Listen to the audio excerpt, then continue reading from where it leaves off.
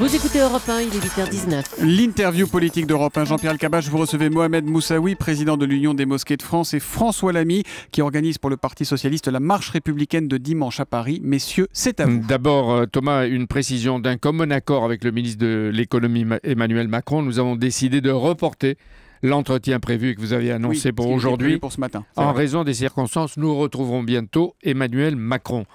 Monsieur Moussaoui, merci d'être là avec nous. François Lamy, bonjour. Bonjour. C'est vous qui organisez cette marche silencieuse de dimanche. Qui vous a demandé de l'organiser ?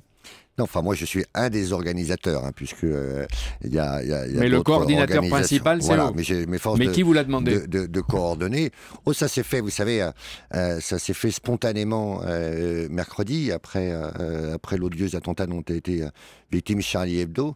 Assez spontanément, organisation syndicale, parti politique, on s'est appelé, on a pris contact. Et vous l'avez préparé hier, vous étiez tous réunis. Qui y avait avec vous pour la préparer ? Hier, il y avait une réunion avec assez inédite dans ce pays. Et je crois que c'est ça qui est important de souligner aujourd'hui. Vous aviez les principales confédérations syndicales, CGT, CFDT, UNSA, les syndicats de journalistes, vous aviez les principales associations de lutte contre le racisme, la LICRA, la LDH, le MRAP, je ne veux pas en oublier. Et puis, il y avait pour les partis politiques, vous aviez d'un côté l'éventail, vous aviez le parti de gauche, de l'autre côté vous aviez l'UMP, le MoDem, qui pour le Parti l'UMP, communiste, pour le MoDem par exemple. Il y avait Brice Hortefeux qui était présent, il y avait Marielle de Sarnez pour le MoDem, j'étais présent pour le Parti socialiste, il y avait des responsables communistes.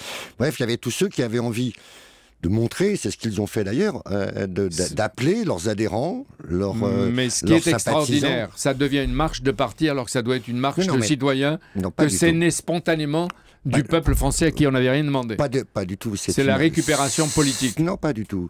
C'est une marche citoyenne dimanche de tous ceux qui ont envie de montrer la France qui n'a pas peur, la France qui défend la liberté d'expression. À l'intérieur de ce cortège, il y aura des organisations syndicales, des associations, des partis politiques, et qui ont décidé ensemble, mais c'est quand même nouveau, Jean-Pierre Elkabbach, d'appeler leurs adhérents, leurs sympathisants, pour les partis politiques, leurs électeurs, à venir à participer. C'est une manifestation ou une marche en silence. Oui, c'est une marche silencieuse, ça a été souhaité par tout le monde, et ceux qui ouvriront la marche, ce sont les journalistes, certainement une partie de ceux qui restent malheureusement de l'équipe de Charlie Hebdo. Il y aura le portrait en tête les portraits des 12 les journalistes de Charlie Hebdo qui sont morts sous les balles des assassins. Et les politiques, ils seront où? Tous en ligne comme ça? Ils seront derrière, avec les responsables associatifs, avec les syndicats, avec les autorités religieuses, avec les invités étrangers. Mais tous ensemble. Tous ensemble. Les politiques, droite, gauche, mélangés. Bien sûr. Oui, sauf le Front National, mais on en reparlera tout à l'heure. Le service d'ordre, c'est qui va le faire? Vous savez, dans ces cas-là, ils ont fait appel à ceux qui ont l'habitude de le faire, donc partis politiques, organisations syndicales, monde associatif, il y a des réunions toute la journée qui vont permettre de l'organiser, bien entendu en lien avec la préfecture de police. Ah oui, le président de la République viendra. Est-ce que vous souhaitez, vous, le Parti socialiste, qu'il vienne?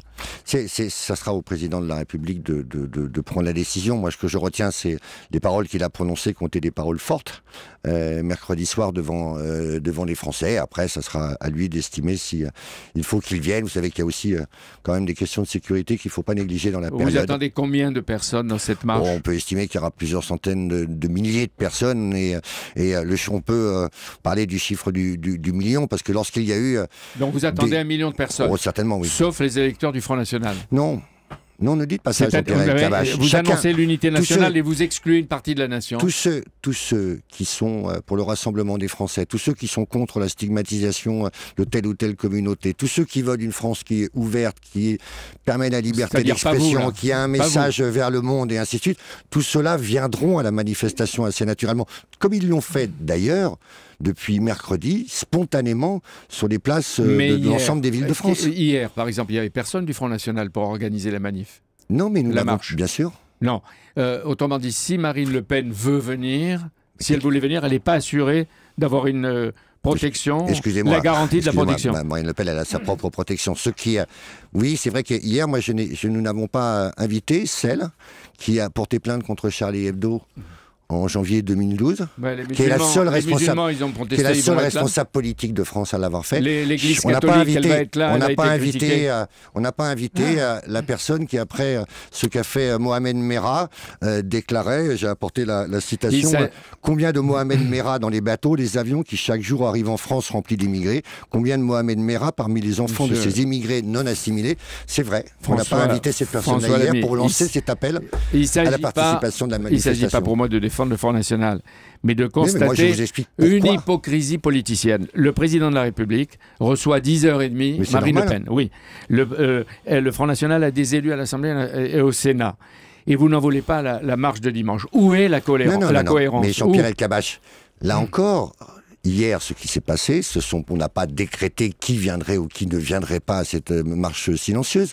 On a simplement décidé, association, partis politiques républicains et organisations syndicales, d'appeler ensemble et pas séparément à cette marche silencieuse nos adhérents, nos sympathisants et pour les partis politiques, nos électeurs. Envie de poser une question. François Lamy, Danny Cohn-Bendit disait tout à l'heure, finalement, il faudrait que les partis politiques se mettent en retrait. Et Cécile Duflot la répond sur Twitter, Danny a raison, quand il dit « Je propose que les partis se mettent en retrait ». Si c'était ça la solution pour dimanche. Vous savez comment ça va se passer? En général, dans ce type de manifestation, vous avez les cortèges. Vous savez, c'est une manifestation qui va être très très dure à gérer. Il y aura, comme je vous le disais tout à l'heure, près d'1 million de personnes, peut-être plus qu'1 million de personnes, sur une portion entre la République et la nation. Bon, comment ça s'organise en général? Vous avez d'abord, c'est ce que je vous disais tout à l'heure, vous aurez les journalistes, les syndicats de police. Vous l'avez dit, est-ce que vous pouvez mettre en retrait les politiques? Voilà. Et ensuite, vous aurez... Pas avec une place privilégiée. Vous aurez, pour des raisons de sécurité, forcément, un certain nombre de personnalités qui seront regroupées. Et après, vous aurez le monde associatif, en général, le monde syndical et le monde politique, en général, dans le cortège. François Lamy, c'est le président du Sénat, Gérard Larcher, qui trouvait cette nuit sur Public Sénat la décision absurde. Parce que si ce n'est pas un parti républicain, il faut avoir le courage de l'interdire et de décréter hors la loi les millions de Français qui votent pour le Front National. Mais interdisez le parti, coupez-lui les vivres. Nous n'ouvrons pas de polémique qui n'existe pas. Elle existe. Chacun, comme l'a dit Jean-Christophe Cambadélis, tous ceux qui sont pour une France ouverte, accueillante, qui refusent la peur, qui refusent des divisions, qui refusent en fait tous ceux qu'ont voulu les tueurs de mercredi, tous ceux-là viendront à la manifestation. Était complice des tueurs. Tout comme... Non, pas du tout. J'ai jamais dit ça. Non, je n'ai jamais dit ça. J'ai dit tous ceux qui souhaitent cette France-là, tous ceux qui souhaitent montrer que la France n'a pas peur face aux terroristes, ils seront là dimanche. Je veux dire une dernière chose. Tout comme ils étaient sur les places. Est-ce que vous ne croyez pas que si le Front National participait à cette marche, vous ne pourriez plus, c'est peut-être un des arguments forts, vous ne pourriez plus en faire lors des élections l'épouvantail à combattre. Mais ça. Écoutez, je ne rentrerai pas là-dedans. Cette politique, honnêtement, cette polémique telle qu'elle a été lancée hier, excusez-moi, elle est dérisoire au regard de ce qui s'est passé mercredi et de la formidable mobilisation qui se déroule justement en France et à l'étranger depuis mercredi. Monsieur Moussaoui, vous allez être présent dans cette manifestation avec l'UOIF, le CFCF. Vous avez demandé aux musulmans de France de participer massivement à cette marche. Vous dites qu'il faut qu'ils y aillent. Mais dans le cortège, avec le peuple de France auquel ils appartiennent, ou avec un cortège, comme certains l'ont demandé, séparé? Non, avec le peuple français. Je pense nous devons garder cette image des Français qui sont descendus dans la rue par milliers, spontanément, sans que personne leur demande.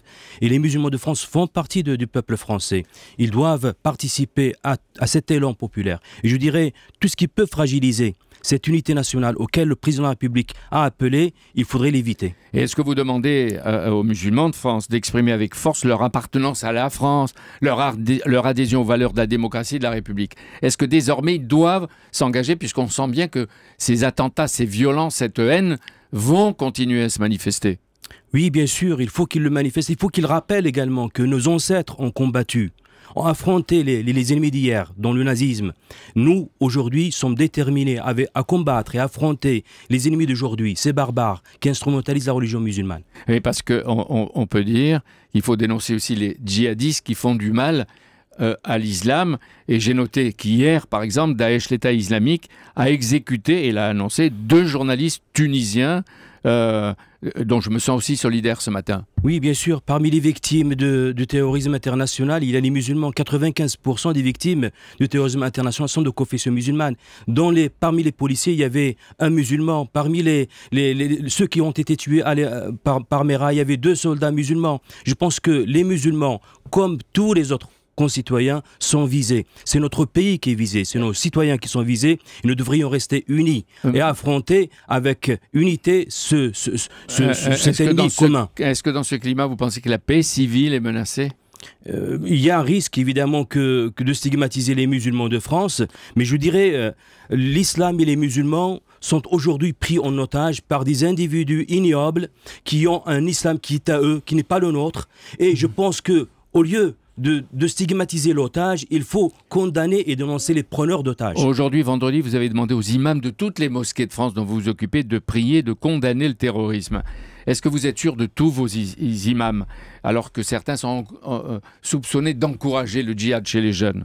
Écoutez, les imams qui sont soupçonnés, c'est souvent des imams autoproclamés qui n'officient pas dans des mosquées. Les imams de nos mosquées, jusqu'à preuve du contraire, sont des imams qui sont responsables. Ils appellent les musulmans de France à être fidèles aux valeurs de leur religion, appelés à la paix, à la liberté, à l'égalité, à la justice, à la fraternité. Les Français d'origine musulmane ou de confession musulmane seront à la marche. Je veux dire une seule chose à François Lamy.